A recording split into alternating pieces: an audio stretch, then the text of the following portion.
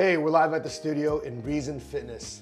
This is the Happy, Healthy Human podcast. And this is Luke, our head of education. You got questions, we got answers edition. And we're gonna get right into it. Question number one is, I want to start working out, but I feel embarrassed going to the gym because I don't know what I'm gonna do. Where do I start? Well, my first answer to this question is always starting with the end in mind is going to be the first answer that I would give. So, although I do think that there's value in starting to move, getting moving, and maybe not overthinking it, I do think it's important to figure out a direction or some form of a North Star, so that way everyone feels like there's purpose behind what they're doing. I think it's great if you're, let's say, if you're 100 pounds overweight and you'd like to lose 100 pounds at some point, and you feel overwhelmed by it, then maybe the first place to start is to start moving and maybe going on walks and stuff like that. But I do think that having a very clear end in mind and then reverse engineering what that end in mind looks like is going to be super key to actually helping people figure out is the energy and the time that I'm putting forth actually even worth what I'm doing, So anyway, what do you think? This question makes me think of a lot of like friends and family. I actually don't know who asked this one, but I just think it's normal. Number one is I think For sure. I think it's just normal to feel this way.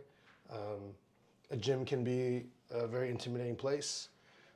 If you're working out by yourself, that can feel intimidating too because, like the person said, like I don't know what I'm doing. Yeah, right? that's true. So I didn't say that earlier. I should have said that actually. That's a really good yeah, answer. I think it's very normal to feel this way. yeah, I think it's normal to feel that way. So I think just letting yourself know, number one, that it's okay to feel that way, and also I think understanding that when you first start doing anything, you're supposed to suck at it. That's true. Right? So if you were already good at it, you wouldn't be asking this question, right? And you probably wouldn't feel embarrassed. But also to add to that, if you feel embarrassed, it's probably a good sign because it means that you are actually doing something that you're not used to doing, right? Like it's actually something that's going to challenge you and force you to have to, I think, get out of your current state. Yeah. And then for people that are like just starting to work out, because I want to just start working out, but I feel embarrassed going to the gym. I've given this piece of advice, and I took this from James Clear from Atomic Habits. But when you're starting like any kind of new habit, so working out, for example, I think the easiest thing to do is to take the next viable step. So this might just mean, I think he gives an example of like if you want to become someone that works out the night before, and this doesn't do it for me, but I feel I can see how it works for others. Like he says to go and lay out your clothes like on your on your chair. So it's like, hey, the first thing I do when I wake up is I'm going to see my workout clothes there, and that's already like a decision that I didn't make yesterday, and now I have like impetus to go and put these clothes on and decide if I still want to go to the gym, right? Right. And then you like stack on one. So this part I have given advice. I've actually had a personal training client before where I said to them, hey, you already signed up, but like you're scared. So tomorrow you can drive here and you can get to the parking lot, and if you decide you want to go home, you can go home. Yeah. But you already got here and you might as well come work out. So it's just like taking the next viable step and then doing that. Right. But just showing up, right? And I think the value in that is that it lowers the barrier of entry, right? Like you want to help, you want to get started, and if the question is where do I start? Well, I think the hardest part is like, if the hardest part is starting, then it's like any planning, preparation, anything that you can do, next viable step, that can lower the barrier of entry to getting you started is going to be the easiest place to start. Yeah, and I think it's just early on, it's immersion. It's, I don't know, maybe you go and you stand around and look around for a little bit and go home. At least now you've put yourself in a fitness environment. I don't know, better than before. Yeah, so. True. Cool. Let's go to the second question. It's kind of also in a similar lane. It's a little bit more mindset. So it says, I am really out of shape. Will people judge me in fitness classes? And how do I push through the self-consciousness? That's a real one, dude. That's a real question. That's a real one, dude. Yeah, I love that. I actually love this question because I think in this question is also where you will find the answer, is that you are not the only person thinking about whether or not other people are going to judge you. This question is asked by everyone else in whatever group fitness class, spin class, Pilates, whatever you're at. Most people are asking themselves the exact same question. It is, are people judging me right now? You know, and if you can come into those classes or whatever group style setting that you're actually in, and and remind yourself that everyone else is also thinking the same thing, or some degree of the same thing, then you don't have to push yourself through any level of self-consciousness, or you don't have to push yourself through as much self-consciousness. I think it just normalizes, I think, the thought that you have or the concern that you have around being judged. The advice that I would give to you is, yes, number one, what Luke said is everybody's probably thinking the same thing.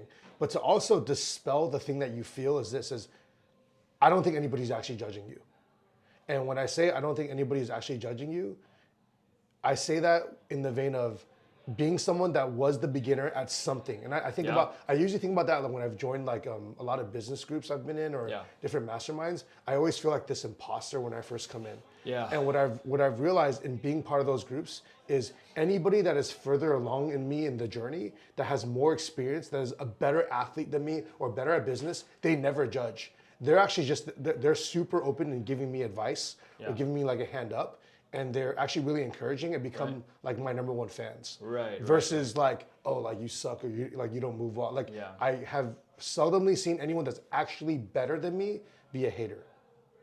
So I'll share that kind of experience. That's kind of my experience. I think that and I think the underlying tone or narrative that's happening there is that like it almost seems like you're judging yourself more than anyone else is actually judging you in real time, you know? And so I think the hard part too is like this question in of itself is almost like a judgment upon yourself so harshly to the point where like you kind of have like this deer in headlights situation at the gym where like you're like, or about the gym where you don't feel either worthy or ready or like you deserve to go to the gym until you can feel like you're not going to be judged. And the truth is that like the underlying tone here is almost like you feel like you're judging yourself for maybe either not being in good of the shape prior or not, you know, whatever the reason might be. So, That's good. But yeah, I like that. Good. And that kind of ties into the first question.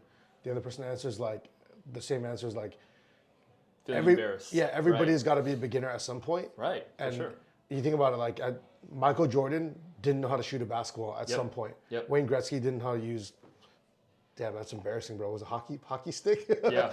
Wayne Gretzky didn't know how to use hockey stick, right? Like Mbappe didn't know how to kick a soccer ball. They all had to start somewhere at some point. Yeah. And now they're the best in the world. The difference is that they were kids when they first started, and there's less of an idea of shame when you're kids. And I think that if we can just eliminate the shame of like starting something new as an adult, I think there's going to be so much freedom in actually pursuing the thing that matters to you most. You know. That's good, bro. Yeah. Oh, that's good. Have a childlike approach towards doing anything. That's right. That's good, Dude. That's I like good. that. Yeah. Next question, and this is gonna be our last one for this episode. Is I've been exercising for months and I look exactly the same. What am I doing wrong? I think the thing that I'm reading from this question, like the first thing that we have to establish is like, number one, it sounds like looking exactly the same is something that you don't want. So let's just like lay that out there. It's like the goal is to look different through the exercise that you are doing. Okay, so that's like foundational.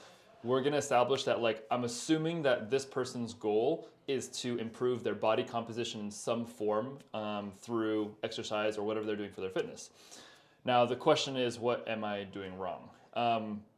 So Eric and I both know this already, but I think obviously number one, the biggest thing that I would address when it comes to changing your body composition or looking different through fitness, not just exercise, is actually through nutrition. It's gonna be like a 60 to 70% of the conversation is gonna be through what are you putting into your body, right? And so if you're not actively and intentionally working on that, that's the first thing I would audit, number one, okay? Especially if you're exercising, let's say 5 to 7 days per week, every single week, for months, then the first thing that I would look at is your nutrition. My main role here is to literally help everyone get started at the gym. And what I have noticed after doing that for the last 5 years is that every single time someone becomes aware of everything that they are eating within the beginning part of them starting an exercise journey, they don't even have to track. They just have to become aware of the food that they're eating. Awareness stage is huge. Then they are able to actually self-problem solve a lot of their challenges because they're like, oh, it wasn't until I actually started sending you pictures of my food, or it wasn't started until I started logging it into a journal, that I realized like I eat out way more than I thought I did, you know? And then they'll naturally self-correct. Like they actually create the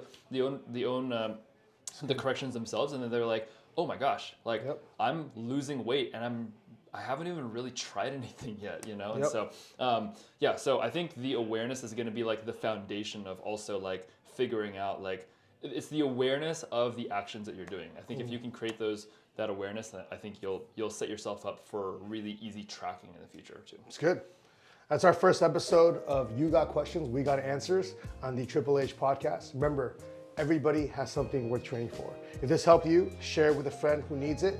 Keep training, and remember, stay happy, stay healthy. Peace.